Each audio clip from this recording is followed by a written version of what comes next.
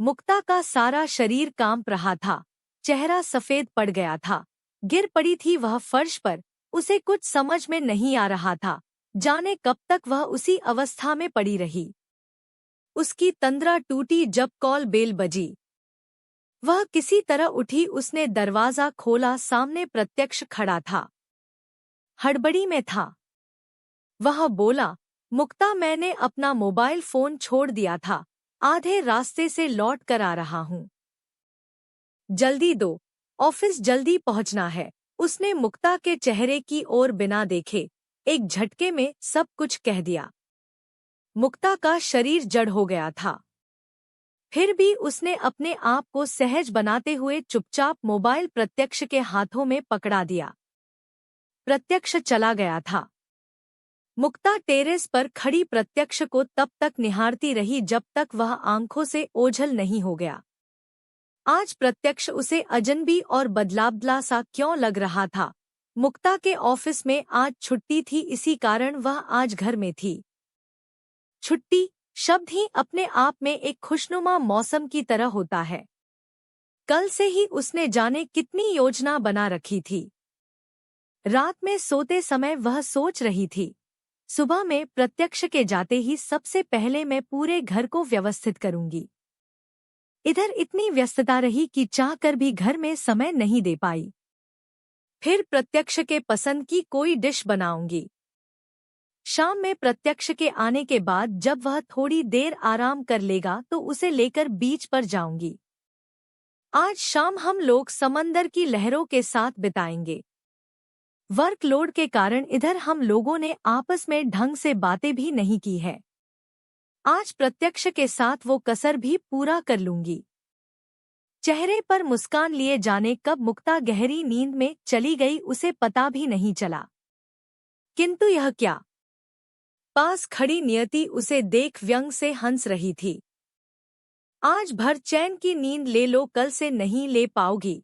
मुक्ता जब कॉलेज में थी उस समय प्रत्यक्ष उसके जीवन में आया था, और कब प्रत्यक्ष उसके पूरे अस्तित्व का हिस्सा बन गया उसे पता तक नहीं चला। स्वभाव से बिल्कुल सपाट, अंतर्मुखी और प्रेम प्यार जैसे शब्दों के प्रति बिल्कुल उदासीन सी मुक्ता ने प्रत्यक्ष को देखकर जाना कि किसी से प्रेम करना कितना खूबसूरत होता है।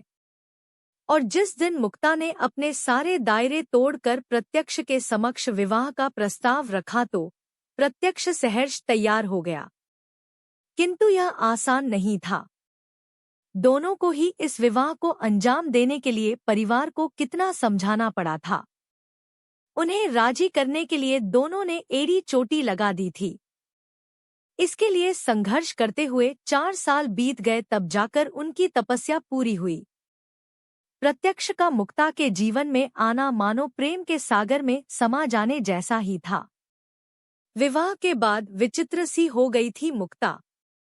एक पल भी प्रत्यक्ष से दूर रहना नहीं चाहती थी। प्रत्यक्ष की बाहों के घेरे ही उसकी पूरी दुनिया बन गई थी। किंतु मानव जीवन तो कठोर जीवन है।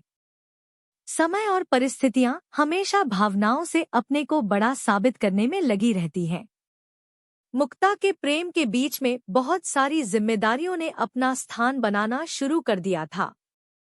एक तरफ मुक्ता की घर गृहस्थी, नौकरी थी, तो दूसरी तरफ पिता की जिंदगी थी।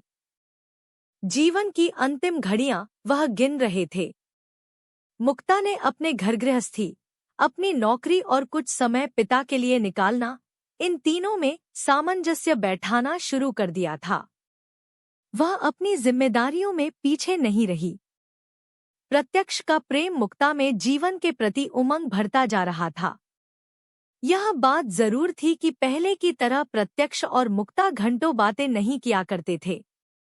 फिर भी छुट्टी के दिन एक दूसरे के लिए समय निकाल ही लेते थे। मुक्ता 3 जीवन एक साथ जी रही थी।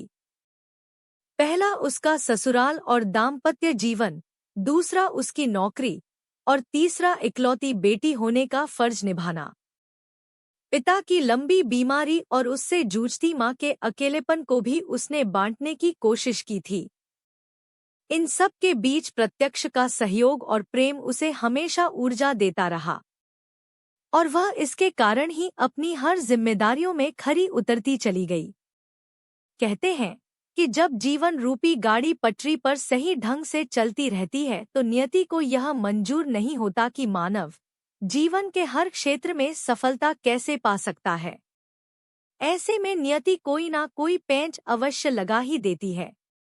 उस दिन मुक्ता मायके से लौटी तो अपने घर में बहुत सारा उपहार और मिठाइयों का डब्बा देखकर चौंक पड़ी। यह कहाँ से आया? प्रत्यक्ष ने बताया कि भाभी जी ने भेजा है। मुक्ता की आंखों में हजारों सवाल देखकर प्रत्यक्ष ने उसे बाद में बताया, मेरे दोस्त की पत्नी है। बहुत पुराना दोस्त है।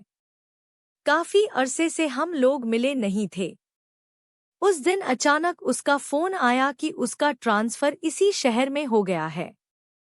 तुम नहीं थी, मैंके गई हुई थी। उसने मुझे बुलाया था। मैं उसके घर गया। बहुत अपनापन लगा। उसकी पत्नी बहुत ही अच्छी थी। काफी आदर सत्कार हुआ। बहुत दिनों के बाद एक सुकून महसूस हुआ। भाभी जी तुम्हारे बारे में भी पूछा करती हैं। कभी समय मिलेगा तो हम लोग चलेंगे उनसे मिलने। उस दिन के बाद से अक्सर मेरा हालचाल पूछा करती हैं। तुम नहीं रहती हो तो मेरे खाने पीने के बारे में भी पूछ लेती हैं। बहुत अपनापन लगता है। इधर हम दोनों की व्यस्तता इतनी बढ़ गई थी कि मैं तुमको बताना भूल गया था। मुक्ता के मन में यह बात जरूर कौंधी कि प्रत्यक्ष की यह आदत थी कि छोटी से छोटी बात भी वह उसके साथ शेयर करता था। कोई भी बात हो वह उसे जरूर बताता था। किंतु इस बात को उसने क्यों नहीं बताया? वह मौन रही।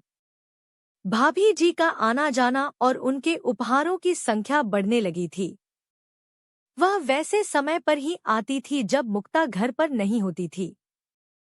मुक्ता के दिनचर्या में एक बात और शामिल हो गई थी। प्रत्यक्ष का बार बार भाभी जी का बहुत ही बड़ाई करना। उनकी बातें वह बड़ी दिलचस्पी लेकर करता था। अक्सर उनकी सुंदरता और गुणों का बखान करता रहता था। भाभी जी को बिना देखे ही मुक्ता भी उनसे प्रभावित गई थी और एक दिन उसने भाभी जी से मिलने की जिद पकड़ ली। जब वह भाभी जी से मिली तो बड़ी विस्मय से भाभी जी को देखती रह गई। ना वह उन्हें सुंदर लगी और ना भाभी जी में उसे कोई गुण दिखाई पड़ा। वह पूरे दिन उनके साथ रही और उन गुणों को ढूंढती रही जिसके बारे में अक्सर प्रत्यक्ष बताया करता था। उसे लगा कि कुछ ना कुछ तो जरूर है जिसके कारण प्रत्यक्ष उनकी इतनी तारीफ करता है। प्रत्यक्ष के प्रेम में अंधी मुक्ता को सिर्फ इतना ही दिखा कि कोई महिला है जो प्रत्यक्ष का बहुत ही ख्याल रखती है, बहुत केयर करती है। इसलिए वह महिला मुक्ता को भी अच्छी लगने लगी। प्रत्यक्ष के प्रेम में विभोर उसका हर पसंद मुक्ता का पसंद बन गया था। उस दिन छुट्टी के दिन प्रत्यक्ष के मोबाइल का छूट जाना और बार बार रिंग होना या फिर मैसेज के आने का रिंगटोन बजना मुक्ता का ध्यान आकर्षित कर गया। वह दौड़ कर गई कि आवाज कहाँ से आ रही है। प्रत्यक्ष का मोबाइल देखकर वह चिंतित हो गई कि आज मोबाइल के बिना उसे कितनी परेशानी होगी। किंतु बार बार मैसेज आने से उसकी चिंता जिज्ञासा में बदल गई और जब उसने प्रत्यक्ष और भाभी जी के प्रेम प्रसंग के बारे में जाना तो उसे लगा कि वह ऐसे अंधेरी जंगल में है जहां से वह कभी निकल ही नहीं सकती। एक पल में पूरा जीवन खत्म। फिर तो जिंदगी यंत्र की तरह बिना रक्त मांस बिना सांस के चलती गई। उस दिन प्रत्यक्ष का ऑफिस से लौटना, मुक्ता की अर्धबेहोशी की हालत, सप्ताहों ज्वर का होना और फिर मुक्ता का मौन। महीनों बीत गए। एक तरफ प्रत्यक्ष मुक्ता के मौन से विकल था, दूसरी तरफ मुक्ता अपनी जिम्मेदारियों के प्रति उतनी ही अडिग थी। किंतु इन सब में उसका स्वास्थ्य गिरता जा रहा था। प्रत्यक्ष ने डॉक्टरों और मनोवैज्ञानिक सलाहकारों की भीड़ लगा दी थी, फिर भी उसका मौन नहीं टूटा। प्रत्यक्ष जान चुका था कि मोबाइल का मैसेज पढ़कर मुक्ता उसके और भाभी जी के संबंधों को जान चुकी थी। परिस्थितियों से लड़ते लड़ते प्रत्यक्ष थक चुका था। मुक्ता का मौन और उसके गिरते स्वास्थ्य ने प्रत्यक्ष की वेदना की सारी सीमाएं तोड़ दी। और उस दिन उसने मुक्ता का हाथ पकड़कर सोफे पर बैठाया और उसके गोद में सर रखकर फूट फूट कर रो पड़ा। उसने अपनी गलतियों को कबूल करते हुए कहा, मुक्ता मुझे माफ कर दो। मैं परिस्थितियों का शिकार हो गया था और कमजोर पड़ गया। तुम्हारे पास तो मेरे लिए समय ही नहीं था। घर गृहस्थी, तुम्हारी नौकरी और तुम्हारा मायका, इन सब के बीच तुम्हारे पास मेरे लिए समय कहाँ था। तुम तो नौकरी भी अपने पिता के लिए करती थी। तुम्हारे जीवन में मैं कहाँ था। इन सब के बीच में भाभी जी का अपनापन, मेरी परेशानियों को बांटना और मेरे लिए अपनी घर गृहस्थी के कार्यों को छोड़कर वह मेरे पास आती थी। उनका अपनापन ही मुझे उनके करीब ले गया। मुझे तो यही लगा कि तुम्हारा मकसद सिर्फ मुझसे शादी करना था। शादी हो गया, तुम्हारा मकसद खत्म हो गया। फिर तुम अपनी दुनिया में रम गई। मुक्ता के होंठ हिले थे, उसकी जुबान थोड़ी लड़खड़ाई। उसने धीरे से कहा, तुमने मेरे प्रेम को इतना ही समझा था। और वह चुप हो गई। उछल पड़ा था प्रत्यक्ष। मुक्ता बोलो, जितना मुझे बोलना है बोलो। तुम्हारी चुप्पी ने मुझे पागल बना दिया है। प्रत्यक्ष के रुदन ने मुक्ता को बोलने पर विवश कर दिया। उसका मौन टूट गया। मेरी दुनिया तो तुम ही थे प्रत्यक्ष। तुम्हारे सहयोग और सानिध्य के बल पर ही मैं 3 नावों की पतवार बनी। मैंने कोई पाप नहीं किया है। प्रत्यक्ष, यदि कोई बेटी अपने मायके या माता पिता को मानसिक आर्थिक सहयोग करती है तो क्या पतियों के लिए यह पाप का कार्य है? नहीं। प्रत्यक्ष, यदि मरकर मैं भगवान के भी दरबार में जाऊंगी तो वहां भी मुझे सजा नहीं मिलेगी। और हम दोनों के बीच हमारा तुम्हारा कहाँ से आ गया? हम दोनों के सुख दुख एक दूसरे के हैं। तुम्हारे मन के भीतर इतना कुछ चल रहा था, किंतु तुम्हारे प्रेम और सहयोग के कारण मुझे तो इसका भान भी नहीं हुआ। कम से कम तुम तो खुलकर मुझसे कहते। पति पत्नी के बीच पारदर्शिता होनी चाहिए। अगर तुम्हारी नजर में यह मेरी कमियां थी तो मुझे सही मार्गदर्शन तुमने क्यों नहीं दिया?